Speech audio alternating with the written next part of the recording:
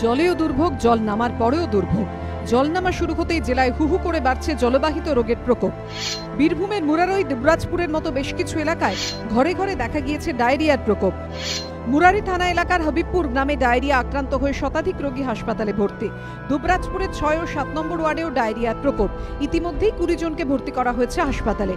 প্রথমত বমি, পায়খানা, তারপরে যে কীভাবে হলো সেটা কিন্তু আমরা বুঝতে পারছি না। জ্বরের দেশে হয়েছে না মশার কামড় হয়েছে, কিন্তু আমরা এইগুলো কোনো পরিকল্পনা করতে পারছি না। আমার ছেলেটার এমন অবস্থা হয়ে গেল, একদম একবার পায়খানা করতে গেল, তখন রাত 1টা বাজে, সেই পায়খানা করতে গেল, এসে আর ঘরে উঠতে পারছে না, একদম পড়ে গেল। এই পরিস্থিতিতে রোগ থেকে বাঁচতে চিকিৎসকদের পরামর্শ, বাইরের জল খাবেন না, ফোটানো জল খান। এই সময় ম্যালেরিয়ার আশঙ্কা থাকে, তাই মশারি টাঙিয়ে ঘুমোন। জ্বর হলেই চিকিৎসকদের পরামর্শ নিন।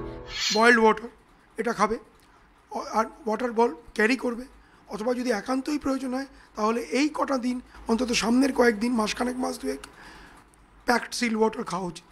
কলেরা এগুলো এই সময়টাতে হয়, টাইফয়েড, ডিসেন্ট্রি, আদার ব্যাকটেরিয়াল ইনফেকশনস ইন্টেস্টিনের এগুলো হয়।